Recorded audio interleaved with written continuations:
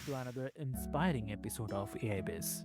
I'm your host Avik, and today, well, you are in for something refreshingly real. Yes. So, dear listeners, ever feel like you have to be a tech genius or a Silicon Valley insider to launch something impactful? Think again, because today's guest, please welcome Michael Broyles. So, welcome to the show, Michael. Thank you. Happy to be here. Amazing. So, dear listeners, before we delve deep into the discussion today, I'll quickly love to introduce you to Michael. Um, Michael is here to flip that script. So, the question which I asked you all, so we'll be talking about this. And Michael is the founder and CEO of TSN Visual Communication Solutions, a company that's reimagining how schools communicate with students, staff, and parents. But here's the kicker: he isn't a tech guy, he's a solutions guy. Yeah. So, what makes his story so compelling is that he built TSN not from a whiteboard in a boardroom, but by listening to teachers, to staff, to the people who use the product every day. Yeah. And it's this customer first mindset that has powered his success. So, whether you are an inspiring founder, a school administrator, or just someone who values building with purpose, get ready for an honest and insightful journey into the entrepreneurship with heart. So, welcome to the show again. Thank you very much. Amazing. Really So, appreciate the introduction. thank you. Thank you so much. So, Michael, I mean, you have mentioned that you are not a tech guy. Uh, and I'd say that's pretty unusual in today's um, startup landscape. So, uh, so let's start there. Like, what gave you the confidence to jump into a space like EdTech, and how did you navigate those early doubts? Yeah, I don't know that it was necessarily confidence. I think it was sometimes it's necessity. You was at a place in my life where uh, Yeah. had some ideas, and most of it came from just kind of real world. Mm. My daughter at the time when I started this, my daughter was in the 8th grade, so she's 13 Okay. years old, and she had come home from school, and Mhm. I'd seen previously that day on the school website, they had a speaker, the previous week, a speaker at school, and I thought the Mm. topic sounded interesting, and I wish I'd known about it because I Mm. probably would have gone to listen. And so she walked in from school, and I asked her, I said, I said, "Hey, kid, uh, why didn't you tell me about the speaker you had last week?" And she, Mm. just a blank look, had no idea what I was talking about. And I said, "How do you not know this?" And her response was to look at me and go, "Well, how do you know this?" And I said, "Well, it's on your website right here." And she just Mm. kind of laughed and said, "Yeah, Dad, we don't go to the school website." And I thought, "Yeah, of course you don't. You're 13." Uh, Mm. and so I asked about, social media. What about, Instagram? Have you not seen it there? Are they not posting there? And she said, "Yeah, again, Dad, I'm not following the school or the principal on social media. That's where I communicate Mm. with my friends." Okay. And so kind of this light bulb moment where I was like, "Well, of course not." Mm. And the shocking thing to me was, you're up there 8 hours a day, 5 days a week. How is this information not getting to you? And Mm. so, I started looking as I would go up to her school, and there were televisions everywhere, hanging on the walls, Mm. got interactive panels in classrooms. There's all these ways to uh, Mm. deliver information digitally, and that was kind of the light bulb. Mm. We're like, look, these guys are not getting the information, but the infrastructure is already in place. So how do we deliver that information? And Mm. my very first school district that I went into was Northside ISD in San Antonio, Texas, which is the fourth largest school district in the state of Texas. And the superintendent there was kind enough to let me uh, run a pilot at a few schools, and the I think the smartest thing I did was to be real honest with the principals when I first went in, and my initial conversation with all of them was the same. I said, Mm. "Listen, you're gonna hate this at first, And they would all kind of look at me like, well, that's an odd way to start. And I said, but if you will communicate with me Mhm. and engage, I will make this something that you love. And to their Mhm. credit, they did. I would meet with them once a week. Mhm. Say, they would say, I need more of this, less of that. I need the system to do certain things, and we would build it. And at the Mhm. semester break, the superintendent said, I want it in all my high schools. And a few weeks later, through word of mouth, big school district in the Houston area called me and asked to come down for me to come down and show them, and I did. And Oh. a few weeks after they decided they wanted it, and a few weeks after that, large school district in the Dallas area did the same Mhm. thing. And so I went to Dallas and showed them, and they loved it, and that's how we started. Mhm. So it was, I just saw a need Mhm. um, and filled it. And just to, I guess, to give a little more color as to what TSN is, a visual Okay. communication platform. So Mhm. that's a fancy term for digital signage. We just Mhm. prefer to couch ourselves a little differently because we believe that we do things differently than traditional digital signage. I think traditional Mhm. digital signage is very much a commodity, and what I mean by that is Yeah. most of those platforms, that they're using in a school, you also see the same platform in a bank or a Mhm. car dealership or a fast service restaurant. The problem is, a K-12 organization is structured very differently than all those, and the audiences are different. Mhm. Me sitting in my bank lobby is a very different conversation than a 16-year-old walking down the halls of their high school. So you wanna make Mhm. sure that you're providing the appropriate tools, it's in the appropriate, organizational structure, so it makes it Mhm. simple to use, very intuitive. Our training takes about 30 minutes, so we keep it as simple as we can for the end user, but we organize it and provide this platform in a way Mhm. that it really fits schools. So, we power everything from hallway signage to classroom alerts. We integrate with all your major CAP providers.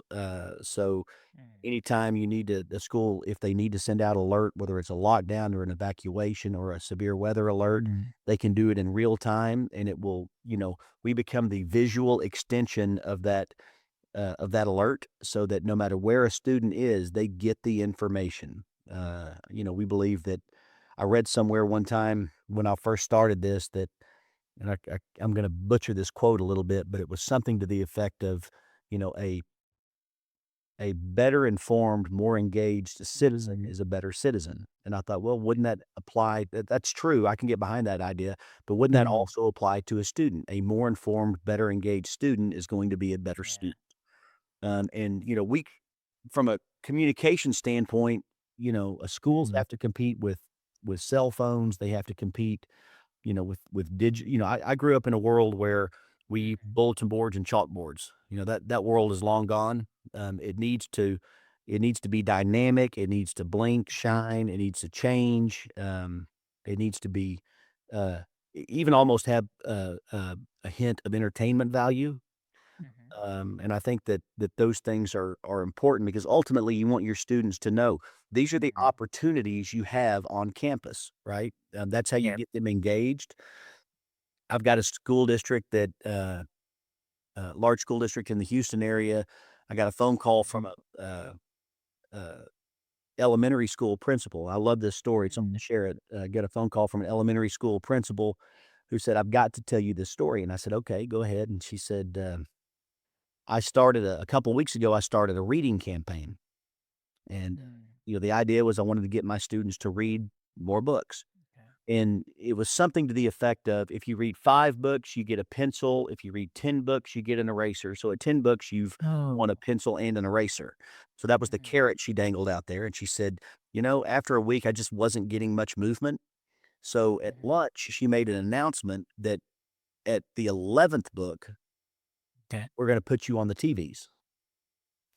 And, there Mhm. was a collective "ooh" from the students, and she said, "A couple days Mhm. later, I finally had, a student hit book 11."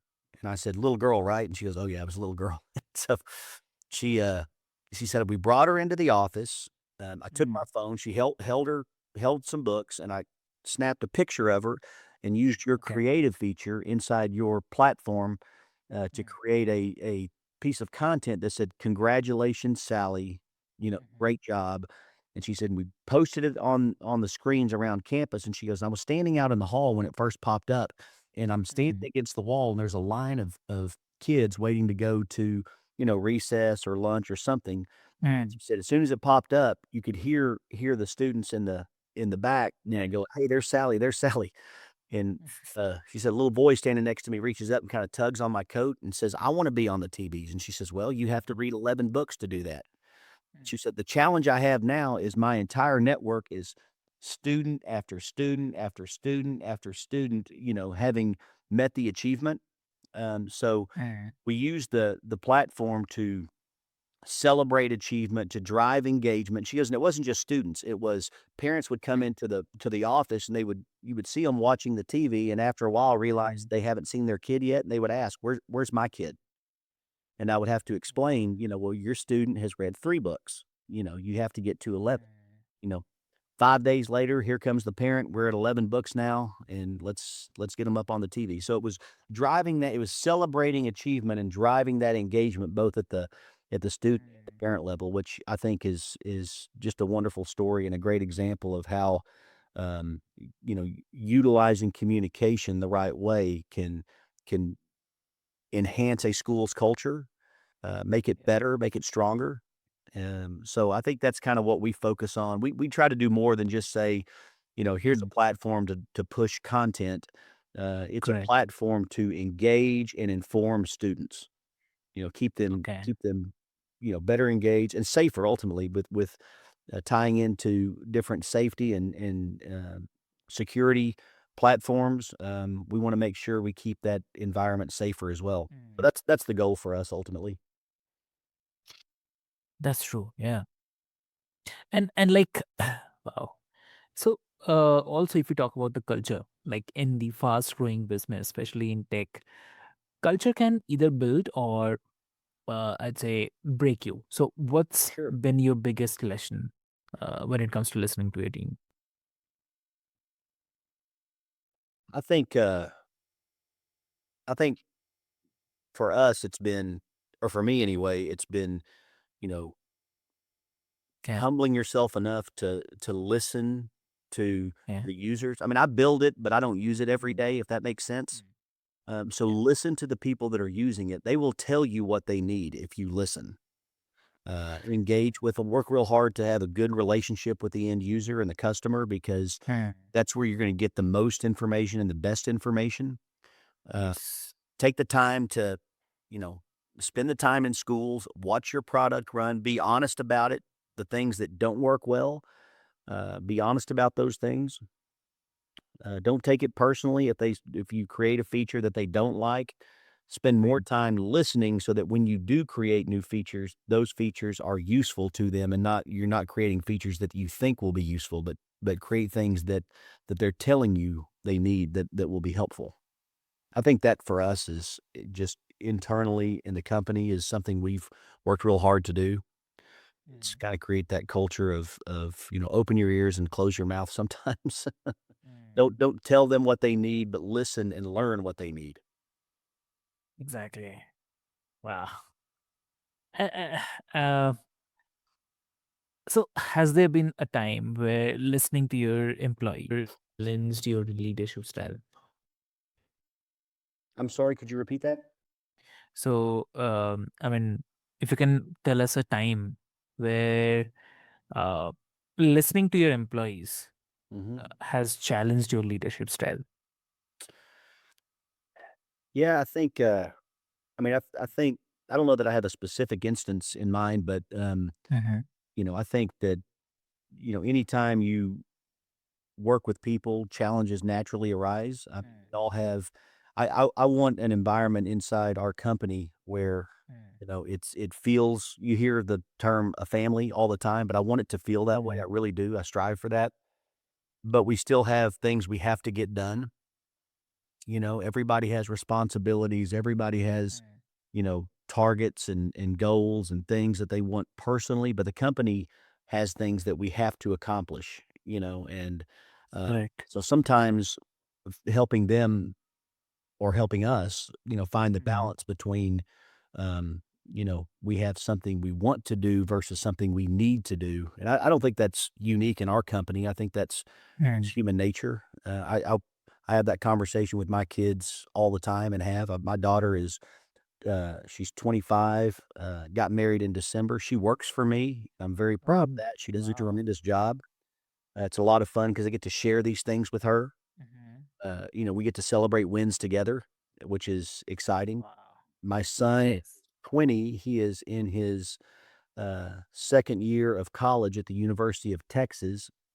He's Mhm. on the University of Texas speech and debate team, and they are a two-time defending national champion in speech and debate. Wow. Very proud of him. He interned for me last summer, which was a great experience. For me, I'm sure he may have a different he may tell a different story, That's but for me, amazing. it was great. But I think that, I've had those talks with them my whole life, which Mm. I know there's things that you want to do, but you have to Mm. differentiate and really understand the things I want to do and the things I need to do. And Yeah. we have to do those things, and I think that works also inside of a company. I want everybody to be able to do the things that they want to do, but we have things as a company we have to accomplish. We need to do. We have to take care of our customers. Um, and I often say to people when we talk about our product, I say, "Look, you'll love the product, but you will be in love with the Mm. service." And I think that's Exactly. for us really the way. I mean, I don't. There's no budging for me on that. We are going to serve our customer. Mm. We're going to react quickly. We're going to uh, do the things that we need to do to, like I say, to serve them, because that's the business we're in at the end of the day is service. Mm. We just do it with a visual communication platform. Yeah. So I think that, it's not necessarily a specific instance. I just think as a whole, you have to understand the difference between want and need. I want to do certain things, but I need to do these things so that we can do all the things we Mm. want to do. Um, Mm. so we have to take care of our customers. We have to take care of our product. We have to be smart about the way we grow. We can't do everything. Understand Mm. those things too. What can we do, and what are the things that are just this is out of our wheelhouse and not something we need to be doing. And those are hard to define sometimes. Uh, Yep. they're hard for me. They're hard for people that work for the company, and we just have to constantly keep an eye on that and have those discussions internally. How do we get better? Do we have enough resources in the right place? I don't want so we don't stress anyone out too much. Mm. So they can operate at capacity as well. For the company to operate at capacity, the individuals have to operate at capacity, and so that's you know, but Mm. but we all have a job to do, me included, and you can't let those things slide. You have to do the work that needs to be done. Exactly. Wow. That's amazing. Lovely. So, Michael, thank you so much for sharing your, uh, conversation with us. And what a way to start, definitely. So, you have shown us that you don't need to be a kind of coder or techie or a startup guru to build something meaningful, but you just need to care enough to listen to your customers, to your team, and even your own intuition. So, that's Exactly. amazing. Yeah. I am definitely not a tech guy. I can promise that. Uh, I had a friend when we started. I had an idea, and I had a friend of mine who had a company that Mm. had software developers, and I showed him the idea, and Mm. he connected me with his team, and the same guys that started with me on day one are still working on the product, which is nice. There's some consistency and some continuity. They're Mm. amazing, and they understand what we're trying to accomplish, so it Mm. makes it easier for everyone on the backside. So Yeah. I think that consistency is important as well. Hmm. Correct. Exactly. Uh, that's amazing. So, I have to say that for all the entrepreneurs and the change makers tuning in today, remember this that the most powerful solutions come from like paying attention and not the perfection.